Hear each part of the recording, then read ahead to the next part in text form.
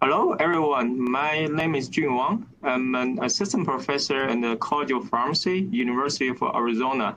Today, I'm going to share with you our recent progress in developing antivirals for influenza viruses, especially the drug-resistant influenza viruses. In today's talk, I'm going to introduce two projects we're currently working on.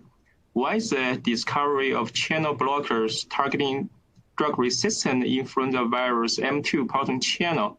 The second project is the development of broad-spectrum influenza antivirus by targeting the viral polymerase PA, PB1 interactions. For the molecules we designed and synthesized, we're interested in studying their biochemical and cellular mechanism of action.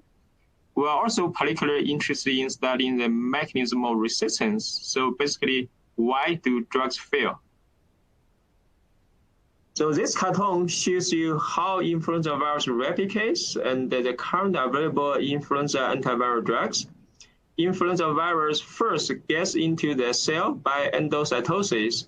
Then it releases a viral RNA, which is translocated to the nucleus for the replication. The newly synthesized viral RNA exits the nucleus to the cytosol, where it gets translated to viral proteins. And finally, the virus reassemble and get released to the circulation system to infect other cells. There are three classes of FDA-approved influenza antivirals: amantadine and the rimantadine. They are the M2 channel blockers that inhibit the viral release process.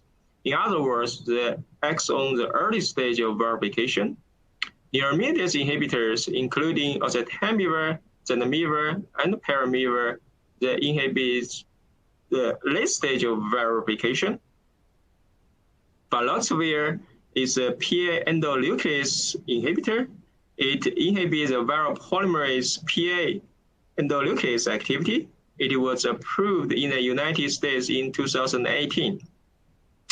And it inhibits the intermediate stage of verification. So as you can tell, we actually have quite a number of influenza antiviral drugs. The question is why we still need new ones. The answer is actually drug resistance. Amantadine and rimantadine are no longer useful because majority of current circulating influenza viruses are resistant to these drugs. And the resistance to oseltamivir has been continuously reported, and we do not know when resistance will become predominant. Baloxavir is relatively new, but even in clinical trials, resistance was observed in around 10% of patients who were treated with baloxavir. So overall, there's a clear need of novel antivirals to tackle the issue of drug resistance. To develop antivirals targeting drug-resistant influenza viruses, the first drug target we pursued is a M2 proton channel. M2 is a viral-encoded proton channel that is essential for the viral encoding process. It is a fairly small viral protein, just like many other viral proteins. It only has 97 residues, and it forms a homotetramer in the viral envelope. The proton conductance activity is essential for the viral encoding process, and the molecules like amantadine and rimantadine, which blocks the proton conductance, can also inhibit viral replication. Like I mentioned before, amantadine and rimantadine are no longer useful. That's because current circulating influenza viruses have mutations in the M2 gene, and the most predominant one is S31N mutation. This is a mutation that locates on the drug binding site, and the mutation from serine to asparagine leads to amantadine resistance. And the S31N is a predominant mutation. More than 95% of current circulating influenza A viruses contain this mutation, including viruses that are resistant to oseltamivir. So the idea is that if we can find a molecule to block the proton channel function of the S31N mutant, this molecule will be able to inhibit majority of the influenza A viruses. So this is our hypothesis. So how do we design a molecule to block the S31N mutant channel? Well, we didn't have a structure of the S31N mutant channel when we started this project. So what we did instead was to use molecular dynamic simulations to generate homology models of the S31N mutant. According to the model, the asparagine and the position 31 faces inside of the channel pore. And there are two possible orientations with either the side chain amide facing up or down. And we hypothesized that a molecule which is capable of forming bidentate interactions with the asparagine side chain or the S31 mutant channel. Accordingly, we have two different designs that target these two different orientations. So long story short, guided by this design principle, over the years, we have made a few series of compounds that have potent channel blockage and antiviral activity against M2 S31N containing influenza A viruses. And yes, indeed, these molecules not only inhibit amantadine-resistant influenza A viruses, but also oseltamivir-resistant influenza A viruses. They have some micromolar efficacy and a high selectivity index, and we are currently in the process of optimizing the in vitro and the in vivo pharmacokinetic properties of these lead compounds. And testing the in vivo antiviral efficacy in influenza virus infected mouse models is currently ongoing. So if you are interested in the follow-up studies, please keep an eye on us. With the potent S31N inhibitors in hand, we were also able to solve the solution NMR structure of the S31N mutant in complex with the isoxazole molecule, which is one of the most potent M2 S31N inhibitors. As you can tell, in the S31N mutant, which is shown on the right-hand side, the drug binds with its positive charged ammonium facing up towards the N-terminal of the channel, while in the M2 wild-type channel, which is shown on the left-hand side, amantadine binds with its positive charged ammonium facing down towards the C-terminal of the channel. So the drug actually binds in a flipped orientation in the S31N channel compared to that of the wild-type channel. And this structure is actually consistent with our design principle. Other than the S31N mutant, there are two other clinically relevant M2 mutations, the V27A mutation and the L26F mutation. Both of them are located near their drug binding site. So the question is, how do we design inhibitors to target these two mutants, the V27A and the L26F? So again, when we started this project, there was no structure available for either the V27A mutant or the L26F mutant. So instead, we again used the molecular dynamic simulations to generate homology models of these two mutants and compared them with the wild-type M2 structure. What we found was that both V27A mutant and the L26F mutant lead to an expanded drug binding cavity in the channel pore compared to that of wild-type. And the design hypothesis of the inhibitors was that we will need a bulkier and extended molecule to fit in the larger cavity in these two mutants. Following this hypothesis, we designed, synthesized, and tested a number of molecules. The most potent compound is WG206. It inhibits the proton conductance of both the V27A mutant and the L26F mutant in the 2-electrode voltage clamp assay. with single to sub-micromolar efficacy. It also inhibits the Y-type M2 channel. WG206 also showed potent antiviral activity against both V27A mutant virus as well as a Y-type virus in the cellular antiviral assay. In the next step, we want to test the in vivo antiviral efficacy of this lead compound, WG206. The experiment we did was to test this molecule in the in vivo mouse model study. And specifically, mice were infected with lethal dose of V27A virus and were treated with either WG206, amantadine, or oseltamivir by oral gavage twice a day for 5 days. Amantadine was included as the negative control because V27A is resistant to amantadine, and oseltamivir was included as a positive control. As you can see, without treatment, all infected mice died. WG206 offered 90% survival protection when dosed at 100 milligrams per kg per day. In comparison, amantadine as a negative control only showed 20% protection. All mice treated with oseltamivir survived. So overall, this data clearly shows that WG206 has in vivo antiviral efficacy, and it can protect the mice from lethal dose of V27A virus infection. So this is really promising.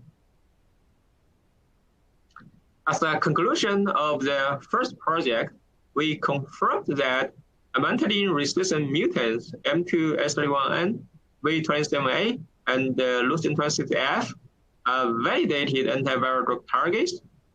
Inhibitors that block the channel activity of these mutants also inhibit viral replication. The M2S31N inhibitors are active against both amantadine-resistant and oseltamivir-resistant influenza A viruses in cell culture, and we're currently doing the in vivo mouse model studies to test the in vivo antiviral efficacy of M2S31N inhibitors. And the M2V27A channel blockers have both in vitro and in vivo antiviral efficacy. Now I'm going to switch gear to talk about the second project. In the second project, I'm going to talk about our efforts in developing broad-spectrum influenza antivirals by targeting the influenza viral polymerase, PA-PB1 protein-protein interactions. The high-resolution structure of the influenza virus polymerase was solved by X-ray crystallography, which was shown on the left-hand side. The polymerase is made of 3 different subunits, the PA, PB1, and PB2 through non-covalent interactions. And each domain is color-coded. What's shown on the right-hand side is the X-ray crystal structure of the PA C-terminal domain in complex with a short peptide from the PB1 N-terminal domain. As you can see, the PA C-terminal domain has a concave shape drug binding pocket where the PB1 N-terminal peptide binds. So the idea is that if we can design a small molecule to compete with this PB1 N-terminal peptide, it will prevent the correct assembly of the viral polymerase and therefore leads to the inhibition of viral replication.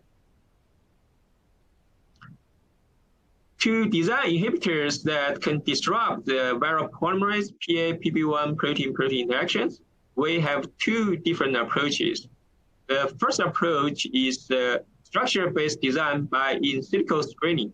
In this case, we took the high-resolution X-ray crystal structure of the PA C-terminal domain in complex with the PB1 N-terminal peptide. We removed the PB1 N-terminal peptide and did the in silico screening to identify small molecules that can fit in the concave drug binding site of PA C-terminal domain. We identified a number of hits and re-synthesized all of them and test them in the ELISA assay, which is the standard sandwich assay to detect protein-protein interactions. One hit compound, compound 5, showed dose-dependent inhibition of the PA-PB1 interactions with an assay 50 value of 4.3 micromolar in the ELISA assay. This compound also inhibits multiple influenza A and B viruses in the antiviral plaque assay, including both drug-sensitive and resistant viruses. This is expected because the polymerase is highly conserved among influenza A and B viruses. And this compound can be synthesized by the Wuhan acid 4-component reaction in one step. The selectivity index of this molecule is not perfect.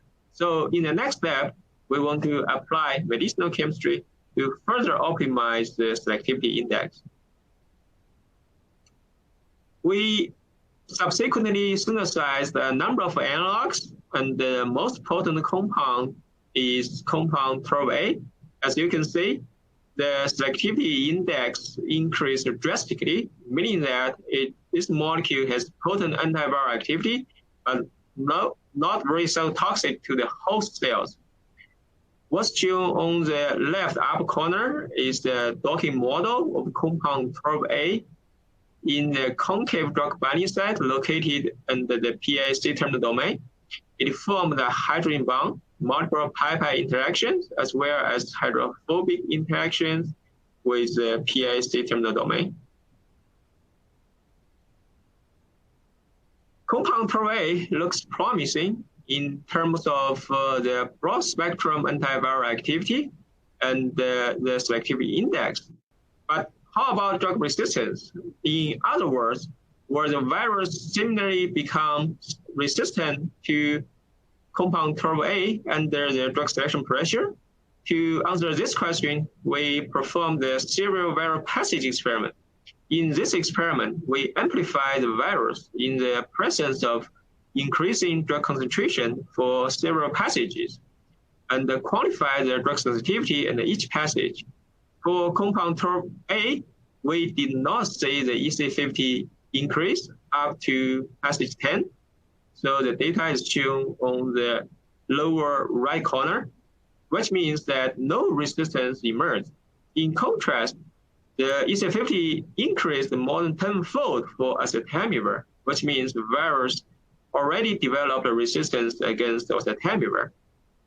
From this experiment, we can conclude that the viral polymerase PA-PB1 inhibitors, such as compound 12A, is a higher in vitro genetic barrier to drug resistance than oseltamivir. So how do we explain why the viruses cannot develop resistance against PA-PB1 inhibitors?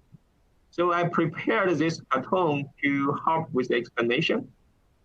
So as we know, PA and PB1 needs to interact to form a functional polymerase, and the PB2 is also required. But for the simplicity, I didn't show PB2.